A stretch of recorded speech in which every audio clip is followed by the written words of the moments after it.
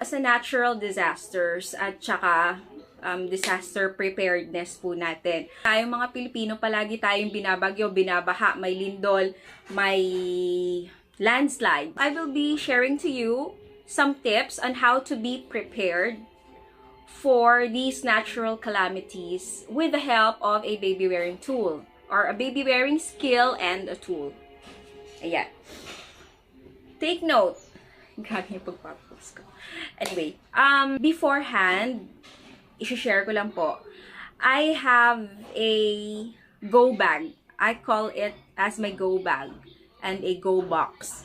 So, yung go box ko, doon nakalagay lahat ng mga papers, birth certificate, marriage certificate, all the health details, employment, IDs, everything that is essential to me and my family, nakalagay yan sa plastic na mega box. Nakalagay yan.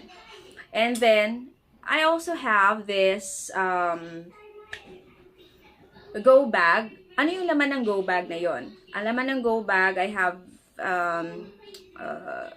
alcohol, soap, medicine, gloves, mask, what else?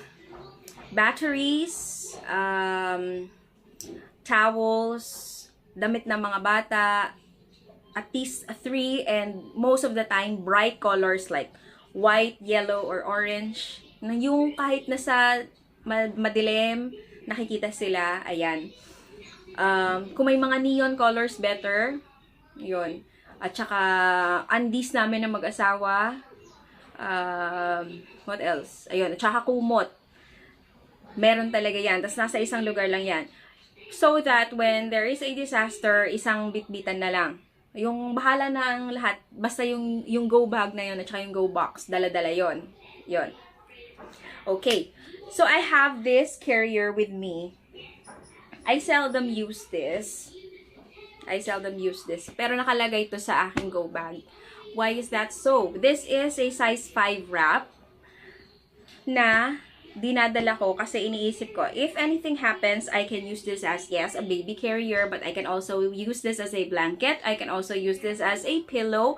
I can use this as for anything, hammock, and so on. So, yun.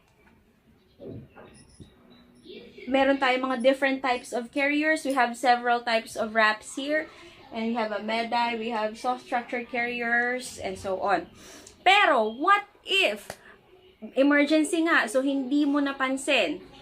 Ano yung mga second option natin? I have here a pile of things. Ayan.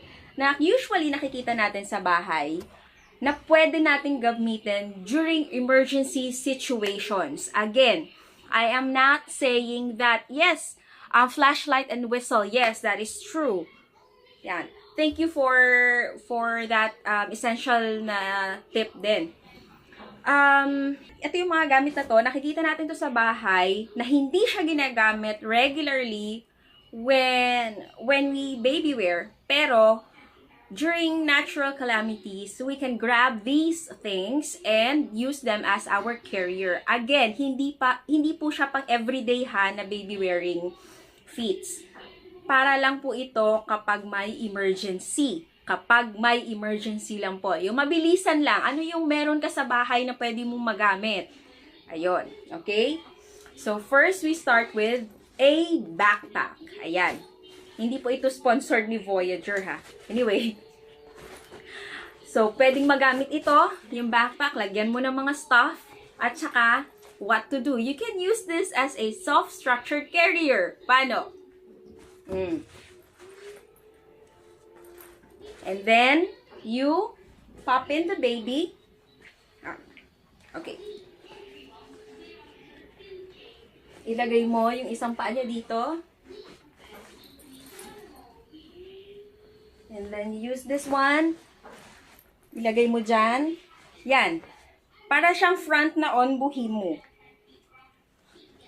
Pwedeng ganyan, pwedeng ganyan. Mabilisan lang, no? So, yun. Pwede mong paglagyan ng mga gamit mo. And then, you use that one. Pwede ka nang umalis. So, that is one. backpack. Next,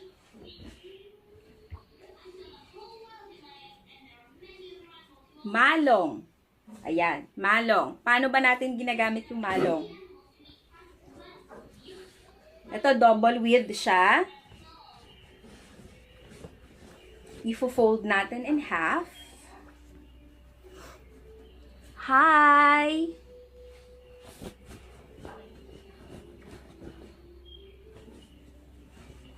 Ang gulo ko sa camera. Anyway, nakikita niyo naman ako, so okay lang yan.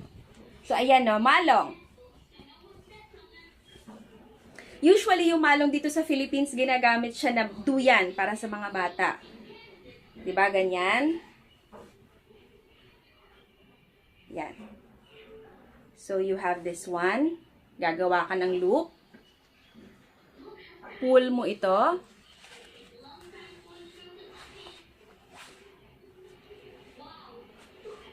Ayan. Meron ka ng pouch. Lagay mo dyan.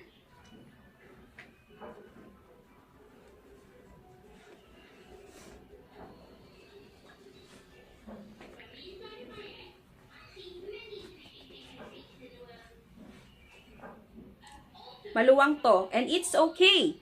No? Pwede mo siyang dalhin. You now have a malong.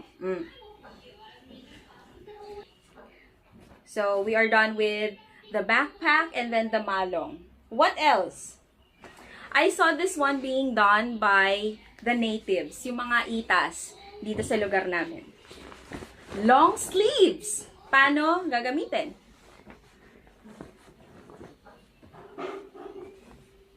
Itong sleeves, i-loop or i-tie mo siya with double knot.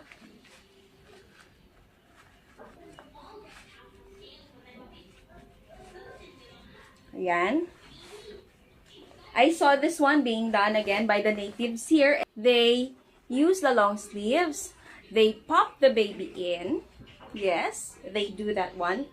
Arms out. And then this one is used as a seat. There.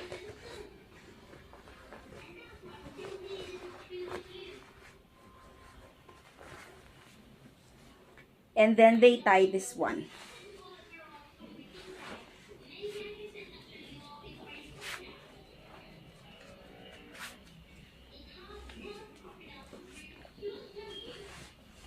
There. It looks like a hip carry na meday, right? So, yon. So, that is another. So, we are done with a backpack. We are done with the malong. And we are also done with the long sleeves.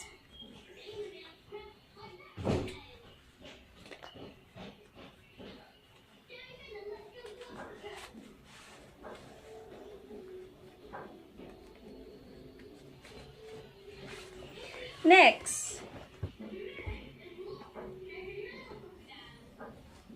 Ay, saan na yun? Nasaan na yun? Anyway, I always teach this one in my talks. Blanket. Easiest. This one is being done by the itas din. No? Mga itas natin ng mga kababayan. It's just a pouch, actually.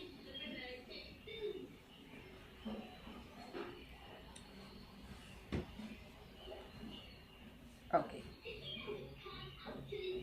My sweat is going in my eyes, so medyo mahapde. By the way, I am doing this while sitting down. Ayan. So, meron ka ng pouch dito. Ilagay mo si baby.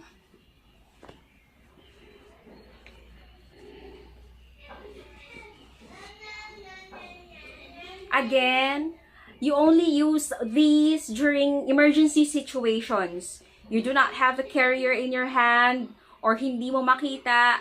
You just grab these things that are just practically all houses have. So, ayun. So, you have that one. You can also do back carry.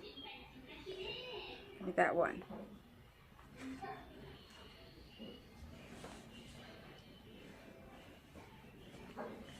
So we are done with the blanket. We are done with the long sleeves, malong. What else? Marami pa. Next, what about jackets?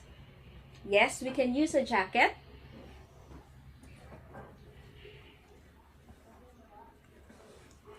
You put on your jacket. You secure this one.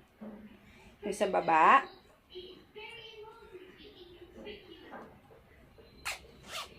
There.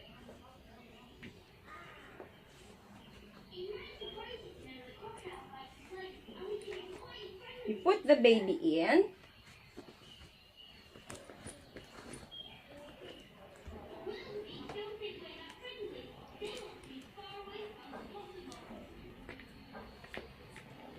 Make sure that the airways are open, hindi masusuffocate si baby, open. So, paano natin masasecure? Easy.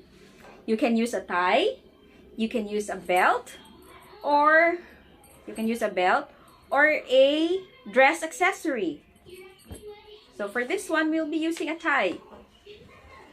This one.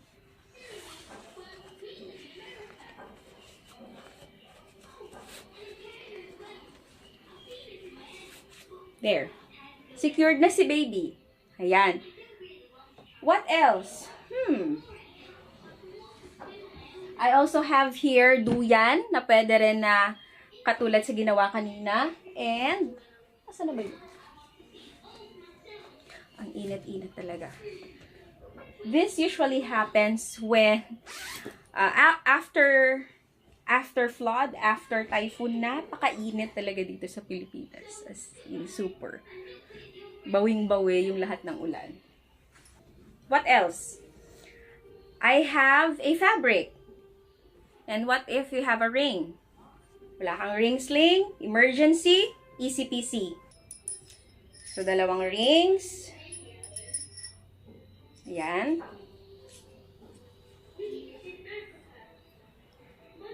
Meron ka na ring sling.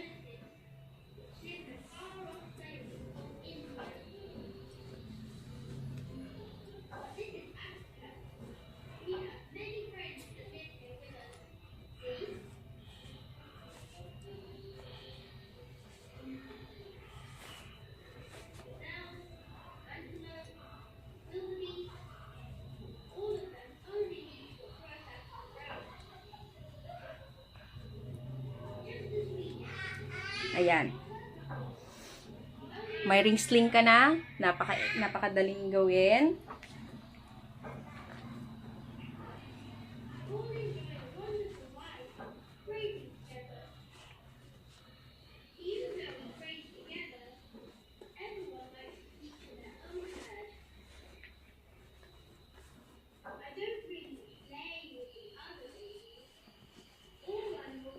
Siyempre, again, this is only being done during emergency situations. Hindi siya pang everyday. Right? So, expect na hindi siya picture perfect. Yan. Basta ang importante lang, maiki-carry mo lang yung baby mo away from flood, typhoon, landslides, earthquakes, what else? Fire, run-off ng lahar sa albay, ganyan. So, ayun. Ang importante lang makalikas kayo. Again, these tips that I have shown you earlier, para lang po ito sa mga emergency situations, not for everyday baby wearing feats, okay? So, I'm just giving you some skills para prepared kayo. Kahit ano pa yung gamit nyo sa bahay na meron kayo, na makukuha nyo lang na mabilisan. Yung hindi na kayo magproblema na, hala, nasa na yung wrap ko? Nasa na yung soft tractor carrier ko? Hala, nasunog yung ring sling ko, mga ganun. So, at least, meron kayong magagamit right there and then ng mga items na makikita nyo sa inyong bahay. Pero, word of caution, when we do these things, make sure that dalawa lang naman yung kailangang isipin. airway, at saka hindi mahuhulog si baby. Yun lang. Airway, visible yung face, no? Nakikita mo, tapos, wait lang, parang nakadyan ako. Nakikita mo si baby, hinga siya ng mabuti, hindi siya nakaslump, hindi siya nakaganon, lalo na yung mga small babies. At saka, hindi siya mahuhulog, yung tipong masisecure mo naman siya ng mabilisan, no? Ayun. I know, again, hindi siya ergonomic. Pwede mo siyang gawing ergonomic. Pero hindi siya safety tested. Pero, mas mabuti na lang yan kesa maiwan mo si baby o di kaya mas mahirapan kang mailikas yung mga iba mo pang kasama sa bahay. So, at least meron kang mga options para maging safe yung iyong pagpunta from your house to evacuation centers or from moving away from the natural calamities around you. I hope that you learned something new this afternoon. You know, napakadaming buhay ang nawala in a span of 3 weeks. We have Typhoon Rolly, we have Typhoon Quinta, and Typhoon Ulysses. Napakadaming namatay. And my heart goes out to all of those heroes also na nag-rescue, risking their lives sa kalagitnaan ng pandemya, alam mo yon. So, ayun, prayers to all of you, yung mga nagsusurvive pa ngayon sa mga evacuation centers. I hope you're watching and I hope you learned something new. And for those na hindi man kayo naapektuhan ng ganitong mga natural calamities kasi malayo kayo sa mga areas affected, it's a lesson for us all to be prepared, to know these skills, because you know, anything can happen in a blink of an eye. Anyway, if you have more questions, just type in on the comment section below. Please do share this live talk and teach your friends on how to be prepared for the natural calamities. As always, #BabywearSmart. Maraming salamat po for tuning in this afternoon. This has been Sheila. Bye!